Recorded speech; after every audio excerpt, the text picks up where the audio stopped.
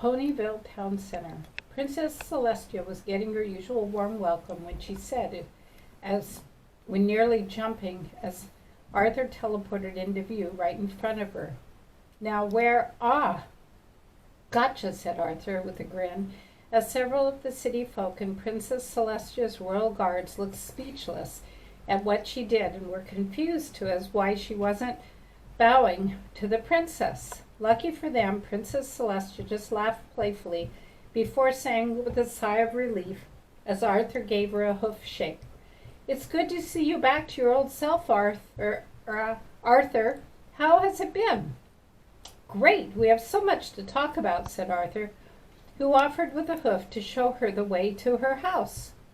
Just a second, there is some pony who has been meaning to see you again," said Princess Celestia, who gestured to her chariot. To Arthur's surprise, none other than Prince Leohart was just climbing off of it, who said, while approaching the surprise form of the mare where he had met at the gala. "Hey, Arthur, so this is where you live?" Yeah, said Arthur, who had no idea how to react to seeing the prince again. "So how about seeing your house?" asked Princess Celestia, who had no idea that something was going on in her head. "Oh, yeah," said Arthur, who realized now seeing him a second time was causing her to have something she had never before in her lifetime, crush. She had a crush on the prince, who most likely had a crush on her, but that was only a theory in her opinion. Arthur led him through the town towards her home when she realized something. "Oh dear, I promised Celestia she could see my true form the next time she visits Ponyville." But not only Princess Leohart was there, but so was Prince Leohart there, but so is Princess Twilight, who only knows about Katrina and the Grey and not all of their connections to me. Princess Celestia quickly caught on to her discomfort during the walk and said, while leaning in as she got closer to Arthur, "Okay, what's wrong? Remember how I said that I would show you the real me the next time you visit Ponyville in a not-too-public setting that didn't involve him and Princess Twilight, who I had left at my house with my, whispered Arthur, who remembered that she also hadn't told them about her daughter.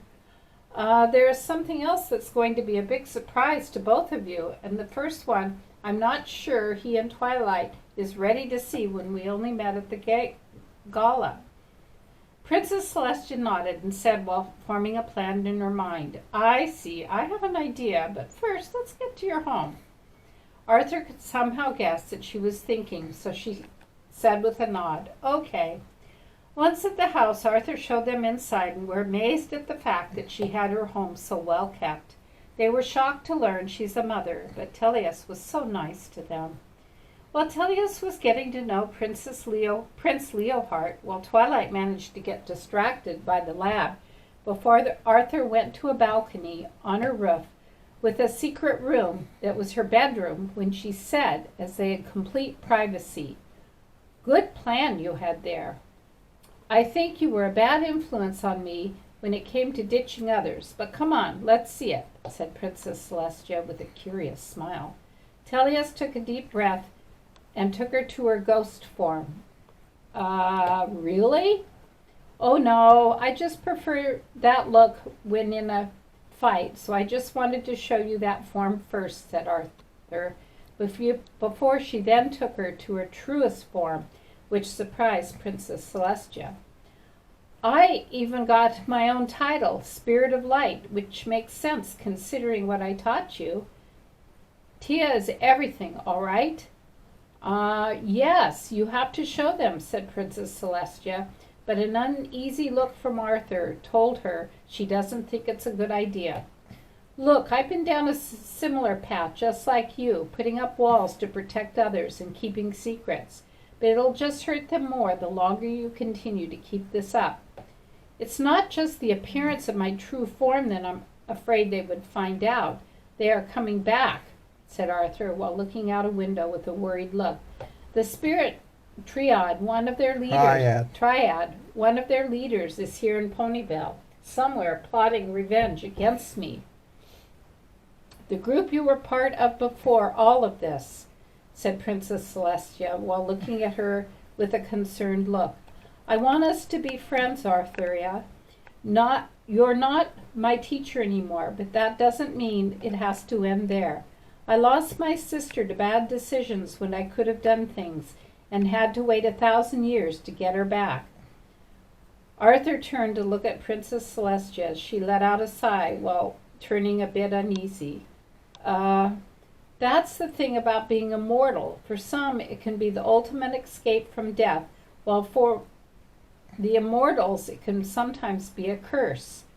Okay, but there's something else you should know, and I need to break the news to even Twilight, but let's wait until Leohart goes back to Canterlot. It's about Teleus. Well, I'll be here for a few days, so I could find some time for it, said Princess Celestia, before they go back to join the others, and Arthur, after confirming that when she did take her truest form, they didn't judge her as something like what Discord once was as a villain, she could finally relax.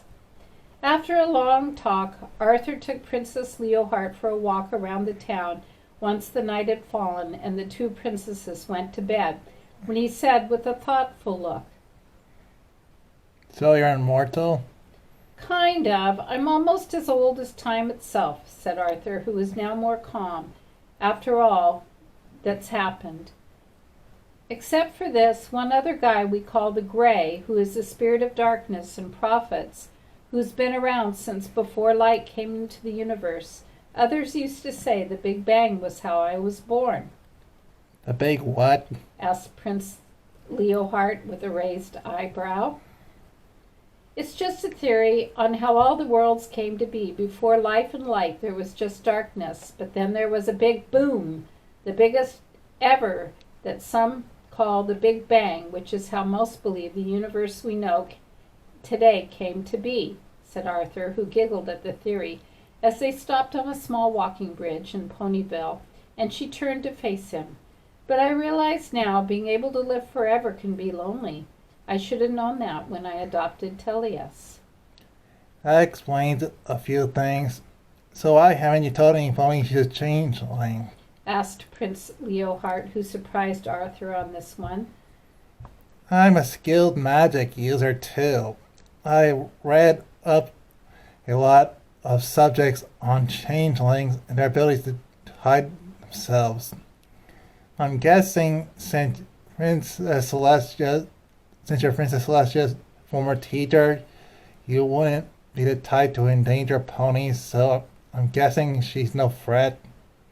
Yeah, she's got a good heart, said Arthur, before turning to look at the small river the bridge they were on was over.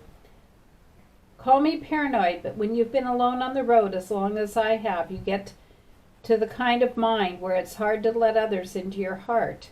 They continued the little reunion before Arthur walked her home, and they both had a few good laughs. But Arthur knew that she was ready to let the past go and find a new happy life, even if it's with a prince. To be continued.